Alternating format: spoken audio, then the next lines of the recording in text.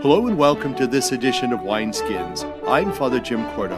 Wineskins is the program that features reflections on the lives of the saints and the sacred scriptures, along with a variety of issues and topics, all from a Catholic perspective. Wineskins is brought to you through the annual Diocesan Appeal, the Catholic Communication Campaign, and St. Paul's Catholic Books and Gifts, a division of the Society of St. Paul. On our program today, I will interview Father John Sheridan. We will also hear more information on St. Elizabeth of Hungary, and today, as the Church celebrates the 33rd Sunday in Ordinary Time, we will get a deeper insight into those particular Sunday readings. That and more on Wineskins. Catholic Charities is an important part of the life of the Church and her members. To share with us an important issue is Jill Valentic. With me again is Jill Valentic, who is Executive Director of Catholic Charities for Ashtabula County. Welcome back to our show. Thank you. As we look ahead the next couple months with Thanksgiving, Christmas, really those celebrations are right around the corner. It's really a time of giving, and it reminds us, and especially you in Catholic Charities, that that's a season where we call upon the folks to be generous, to give of their heart and treasure, to continue the work of the Church in Catholic Charities. Why are those events and that whole sense of giving so important and crucial for Catholic Charities? Well, the first thing is year-round, our clients are in need, and they're all situations. Mm-hmm. So when we're looking at towards the end of the year, there's so much discussion about giving. And the question is it just for now? Is it just for Christmas? It's really because there's a need, immediate need. Mm-hmm. So season of giving, those funds or those contributions help us give right back. Right. It's also bringing up awareness of why it's important to give. So we hear about like Giving Tuesday or all of these different times of the year because it's a dense time of year. Mm-hmm. People are trying to figure out how to even give to their own families, right, let alone try to feed their family, mm-hmm, make sure they're clothed, make sure that they have all the basic needs in their household. You hear about the Christmas programs that we put together. Mm-hmm. We have fundraisers for these Christmas programs, right, and it's really making almost another form of awareness that mm-hmm, not every child has a Christmas. True. Not every family can really do a Christmas dinner.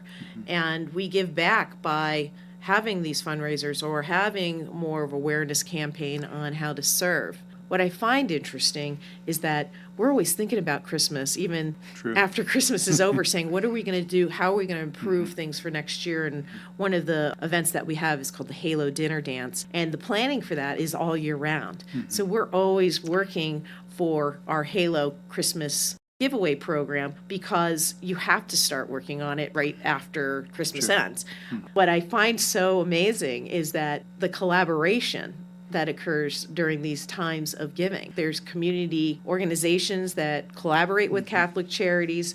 There's volunteers that want to come out and make an impact. They want to be a part of helping those that need most in our county. And that's the same with all the surrounding counties in our diocese. People want to give during these times because they know that the need is great. Yeah. Not only is the need great, but I think when we talk about these different fundraising events, it's also a social time. It's a time to gather with people. Oftentimes I'm thinking of something like in the past, the Voice of Hope mm-hmm. or another fundraiser. Oftentimes it's the only time you see somebody in that whole year, so it's a time to really celebrate. It's a time to obviously give your treasure, but it's also a time to connect with people and to network with people and to join together to know that what we're doing is for the Church. I'm glad you shared it like that because sometimes people can't give their time as mm-hmm. much as they would like to because they're working or they have their own families they're trying to manage, and maybe there's even things going on in their life, but if they go to that one event or they write a check for that one ask, especially with Season of Giving, they know that they're part of being that partnership of helping those in need. That's the best way of putting it. Not everybody can give all of their time, but they can maybe with events, things that they know like, hey, I am having fun, but at the same time, I know it's going in a direction it's going to help so many people in need. For us as Catholics, we kind of like to gather around the table. We like to gather around the table to celebrate different events, but it's also time not only to raise money, but to raise the awareness. Yes. And how often sometimes when we are fed, we forget about those who are hungry. When we have a roof over our head, we forget about those who really are homeless. So it's an opportunity for us to heighten our own awareness of the needs that are out there. Correct. And I think a lot of times we're so bogged down with the day-to-day, what I have to do, I have to get ready, or I have to prepare for this.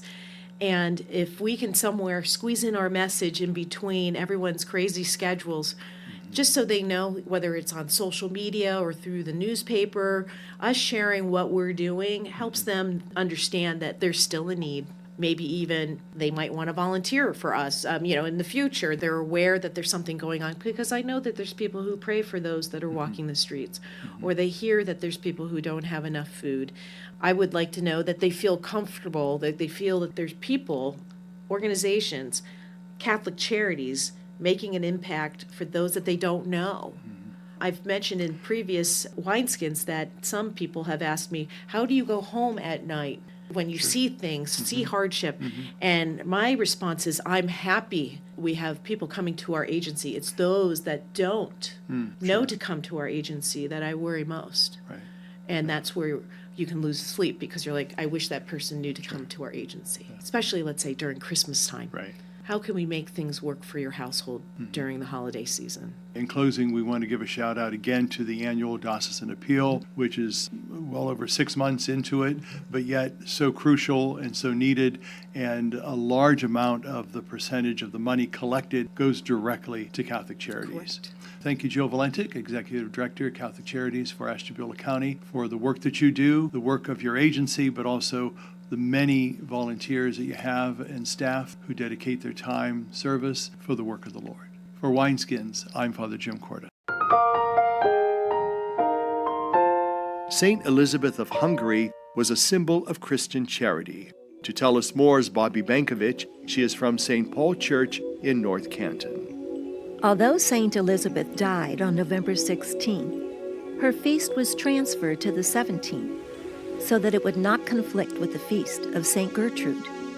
Saint Elizabeth died in Germany in 1231 and was canonized in 1235 and was inscribed in the Roman calendar in 1474. She was born in Hungary, the daughter of King Andrew II. At the age of 4, Elizabeth was promised in marriage to Louis IV, and the marriage was celebrated when she was 14. She was the mother of 3 children, but her husband, who had joined the crusade under Frederick II, died in an epidemic 18 days before the birth of their 3rd child, Gertrude. Left a widow when she was scarcely 20 years old, Elizabeth left the castle at Wartburg and dedicated the rest of her life to extraordinary works of charity. After refusing to marry a second time, she founded a hospital in honor of St. Francis of Assisi and donned the gray habit of the Franciscan tertiaries. During the last 4 years of her life, she worked in the hospital she had founded and was greatly esteemed by the people. She died at the early age of 24. Since the 13th century, she is a patron of Franciscan tertiaries, together with St. Louis IX. The opening prayer of the Mass is new, and instead of emphasizing disdain for the world, it underlies the principal virtue of Elizabeth. Father, you helped Elizabeth of Hungary to recognize and honor Christ in the poor of this world. In midwinter of 1227, she asked the Franciscan friars to sing a Te Deum because she was considered worthy to share in the poverty of Christ. Then on Good Friday in 1228, in that same Franciscan church, she voluntarily renounced all worldly pomp and everything else that Christ had commanded to be given up. Elizabeth also visited the poor in their hovels. She sewed baptismal garments for infants and shrouds for the deceased. Once on Holy Thursday, she washed and kissed the feet of lepers. This exemplary Franciscan tertiary proved the possibility of combining the practice of poverty with the life of an aristocrat. Saint Elizabeth was canonized by Pope Gregory IX who 3 years earlier canonized St. Francis of Assisi. The Franciscan ideal is still of value today, and St. Elizabeth is for us a model of compassion for the poor and needy. After her funeral, Frederick II wrote to Brother Elias, the successor of St. Francis, "The Venerable Elizabeth, so dear to God and of an illustrious family, illumined the mist of this world like a morning star." For Wineskins, this is Bobbi Bankovich. Joining me again is Father John Sheridan. Welcome to our show. Thank you. Good to be with you. We've been talking about the celebration of the Mass, and we are going to focus now on the concluding rites. It's interesting, you were with us a while ago to talk about the introductory rites, and we mentioned how oftentimes when we come to Mass, we're not always disposed properly, so we really need to kind of let things go and let things out and immerse ourselves into the celebration of the Mass. As we find ourselves at the end of Mass and the concluding rites, how should we find ourselves, at least spiritually and emotionally? Well, we should now find ourselves disposed to go back out into the world, right? Having been blessed and sanctified, consecrated by the reception of Holy Communion, by our prayer together, now we should be ready to go out. I speak often about how I think the most important thing in the church is the door, right? The door is the most important thing because it's the way through which we get in to talk to God, but it's also the way through which He sends us back to the world to do His work. I think it's so important. And that's how we get the last words of the Mass are the words that we use to give it its title. The Mass comes from the last greeting of the priest to the people, Ite missa est. The Mass is ended. It is sent, is what that means, right? So the Mass is really ascending. We're being sent out. And that's how we should approach the concluding rites, that we're not just ending our prayer, we're beginning now on the mission that the Lord has given us. Of course, we talked about how at the beginning of Mass, when we enter into prayer, we have what you call the collect. Right. So it's collecting all of these needs of ours and giving them to the Father. Now we have what we call the prayer after communion, or the concluding prayer. What does that do for us? What does that say to God? That is really a prayer of thanksgiving for the communion we've received, for the celebration we've been part of, and now it's asking for that gift that is in us to strengthen us and to prepare us to go out into the mission. One of the things that happens often, and I go to various places on the weekend to celebrate Mass to help out, and I often asked, are there any announcements or any remarks? And unfortunately, there are many times. In spite of the parish bulletin, we hear lots of announcements. How and why has that kind of crept in, and is that appropriate for us? I think the documents of the Church allow there to be a sort of a commentary at that time or an announcement given. I think, though, it can be disruptive to the flow, right? Because what follows the prayer after communion is then the blessing and the sending, and to sort of rework it to have all of these things, hey, don't forget to show up for bingo this week or whatever, can be a little disruptive. But nevertheless, it might be a practical necessity at this point, because some people don't read the bulletin, as we've learned. Let's talk about that final blessing. We know that certain times of the church calendar we have special blessings. Why is this final blessing so important? But it really isn't final. It's final within the celebration of the Mass, but it's a blessing that hopefully we take with us. Certainly, right? As we discussed a few weeks ago with regard to the introductory rites, we began the Mass with the sign of the cross, and now with that blessing from the priest, we end the Mass with that sign of the cross. And as the priest gives us the blessing, making the sign of the cross over all the people, so each person makes the sign of the cross over their person, blessing themselves in a sense and receiving that blessing in a tangible way.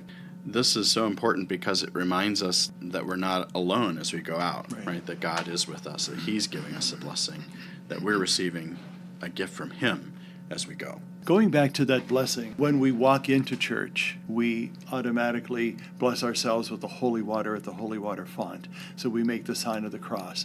At the greeting in the introductory rites, we also make the sign of the cross. When we receive the final blessing, we make the sign of the cross. And when we leave the church, we bless ourselves again with the holy water. So that sign of the cross is kind of like multifold. It's part of the celebration of the Mass, but it's also a continual reminder of who we are, signed in God, Father, Son, and Spirit. Sure, and our Lord encouraged us to take up our cross daily, right? So this is a reminder that, sort of repetition of that same action is a reminder that this is a daily thing, that we do this over and over again, that we are on this journey as pilgrims, and the Lord is with us as we carry our crosses. And if we connect ourselves to Him, that cross will be easier for us to carry. Let's talk about the dismissal. We know that there's various kinds of dismissals that we would say. What are some of those, and what does that admonish us to do? So the most simple is go forth, the Mass is ended, right? And then we end with thanks be to God. The ending of the people is the same for all of the greetings, thanks be to God. It's not really thank God it's over, right? Now we can get out of here, but thank God that we're being sent, right? Thank God that this has happened, and thank God that He has filled us with the blessings. Then we have another sort of simple one, go in peace, and then we can add to that, go in peace, glorifying the Lord by your life, go and announce the gospel of God. So there are all these different options, as there were for the greeting at the beginning of Mass, and throughout the Mass we have different options that the priest or the deacon can make use of. But each of them speak to the same reality, that we're being sent, we're going out not to get out of here, we're going out to do something, to announce the gospel, to give thanks, to do the work of God. And in the same way that we processed in and sung, we recess out and sing. So there's that kind of inclusion that takes place. Why is that significant? As we talked about a few weeks ago, right, that entrance in with song is important because it lifts our hearts up to God. And in the same way, the recessional hymn, which is an optional thing, it can be musical or not musical, it can be a silent departure, whatever, but when we sing, we are lifting our hearts up. We recognize that God has filled us with goodness, and we want to give praise to Him. And it's sort of like a hymn of praise after Mass that we're singing, giving thanks to God. In our last few minutes of our time together, I'd like to talk about what I call the elephant in the room. When we leave the church and go into the parking lot, oftentimes we're not as amenable or agreeable or as peaceful or as the bearers of the good news. How and why do we need to keep that stance in our hearts and minds and souls as we enter that parking lot and as we drive home? Right. I think it's important to remember that the Lord is still in us, still with us, and still we behave in a certain way in church, but we should really behave that way everywhere. That we should always be respectful of one another and reverent toward the Lord. And I was one time as a kid, I was walking in the parking lot reading the bulletin, and an old man in the car was honking his horn, wanted to run me over because I wasn't getting out of the way fast enough. And I thought, weren't we just at church together? But sometimes we just have to be attentive to the needs of one another. Sure. And I think it's the gentle reminders that we have at Mass that when we leave through that door of the church into the parking lot, we're still on holy ground. And even when we go home, we're still on holy ground. Right. So it's just bringing those graces and blessings that we've received in that hour time, one day a week, and hopefully it helps us through the week and nourishes us and gives us sustenance until we come back to church. Right. The other elephant in the room, if there's time for this, is that some people never see the concluding rites because they rush out of the church to get to their cars before the concluding rites begin after they receive Holy Communion. So I think it's important to remind folks that this is an essential element of the rite, and it's important for all of us to remain in the church and to continue to give thanks to God and not to rush out back to our lives as they were, but to be totally and truly changed by what we do here. Amen. Father John Sheridan, thank you for your presence on our show. Thank you. For Wineskins, I'm Father Jim Korda. Stay with us. We'll be back in a moment. When storms hit, we are there to rebuild. As our neighbors age, we lighten their burdens. As our veterans adjust, we ease their transitions. We are Catholic Charities, and we are there. Join us at wearethere.us. Wondering what happened to timely Catholic news in the Diocese of Youngstown? It's at catholicecho.org. Sign up for the email newsletter while you're there to have Catholic news delivered to your inbox. Our song today is from the CD called On Eagle's Wings. It is by Michael Crawford.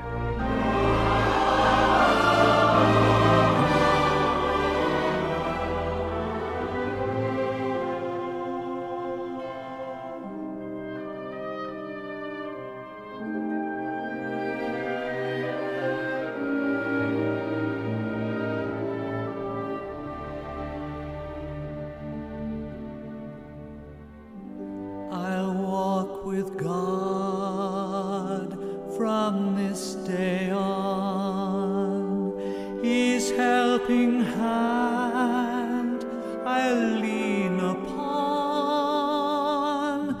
This is my prayer, my humble plea. May the Lord be ever with me. There is no death, though eyes grow dim.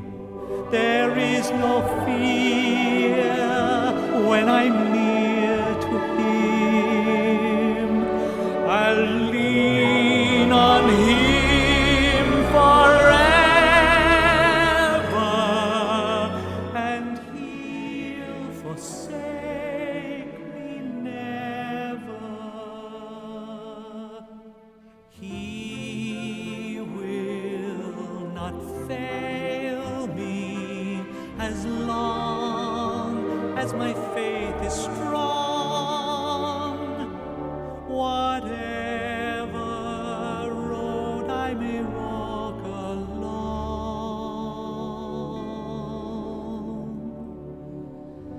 I'll walk with God, I'll take His hand, I'll talk with God, He'll understand.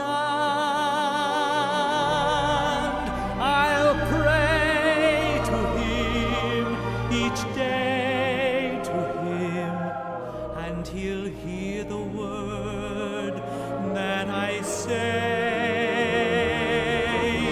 His hand will guide my throne and rod, and I'll never walk alone while I walk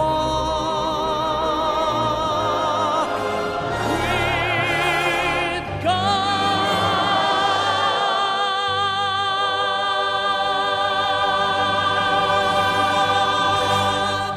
And now I'll share a reflection for the readings for the 33rd Sunday in Ordinary Time. Seeing is believing, right? Not always. Look closely at a glass of pond water. It looks perfectly motionless until you put it under a microscope and see all of the hundreds of organisms that are there. Things are not always what they seem. See the person with a beautiful smile, surrounded by friends and supported by great wealth. They must be happy and content, right? Maybe not. That person may be isolated and lonely. Things are not always what they seem.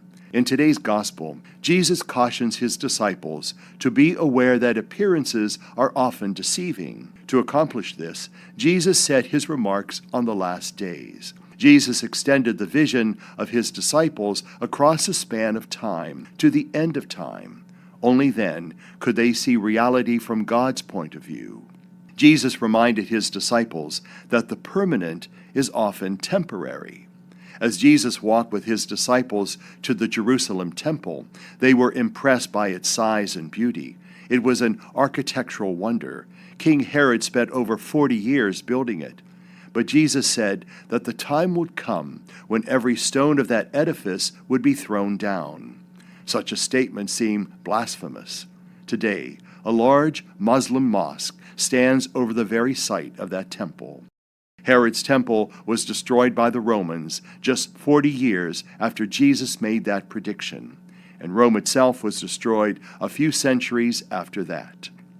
Don't be too impressed with the permanence of human handiwork. The Tower of Babel, the unsinkable Titanic, the technological marvel of the space shuttle, all too soon our idols crumble to dust. Human institutions, governments, and powers are equally as transient. At their peak, they seem eternal, but they are merely the brief colors of autumn leaves before winter. Faith will last much longer than human authorities. Love outlasts hate, and life always rises above death. Are you discouraged by the current political scene? Are you made anxious by the volatile economic markets? Are you opposed by the strength of evil persons? Are you tempted to join them? Take heart, Jesus said. Take the long view. Time is always the enemy of falsehood and the friend of the truth.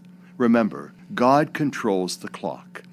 Abraham Lincoln once said, "I would rather suffer defeat in a great cause, which would ultimately be victorious, than to experience victory in a cause that would ultimately prove to be failing." How much more so for us Christians? Jesus tells us that those who stand alone for him are never really alone. Your stand for righteousness might seem to be solitary. Family and friends may betray you. You may even lose your life for it all. But remember, you will not die alone any more than you will live alone. When you take a stand with God, you stand with the saints of all ages past. You stand with the angels and with God Almighty. You are not alone, and the end is not the end. Your faith in God and your faithfulness to God will not protect you from cancer or hurricanes or persecution, but it will protect you from the greatest loneliness and greatest danger of all, separation from God. Since we know how history will end with the triumph of God, let us not be anxious when the forces of evil seem to prevail. The game is not over. God's time is not expired. Remember, things are not always what they seem. For Wineskins, I'm Father Jim Korda. The Jews were never able to rebuild their temple in Jerusalem, but they continue to flourish as a people today. So can we. When our life lies in ruins, then it is time to trust.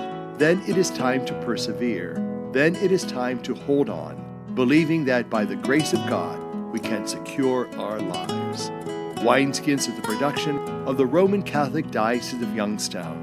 It is brought to you by the annual Diocesan Appeal, the Catholic Communication Campaign, and St. Paul's Catholic Books and Gifts. I'm your host, Father Jim Korda, wishing you a beautiful week. And please pray today for all the poor throughout the world.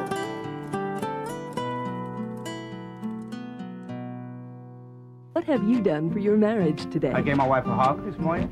I told her I love her. I did her hair this morning. I think it looks pretty good. I cooked my husband's favorite breakfast. I bought her an orchid. What have I done for my marriage today? I sent my husband a love email. I read the newspaper to my wife, and it cracked her up. But she's still laughing. What have you done for your marriage today?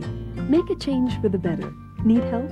Go to foryourmarriage.org, a message from the Catholic Church. They say America is the land of opportunity, but for some, life isn't so easy. Right now in America, 1 in 6 children lives below the poverty line. That's nearly 13 million children of all races, all across our country. Where do you draw the line and get involved? You can make a difference in more ways than you think. Go to povertyusa.org today, because 1 in 6 children in poverty is one too many. A message from the Catholic Campaign for Human Development.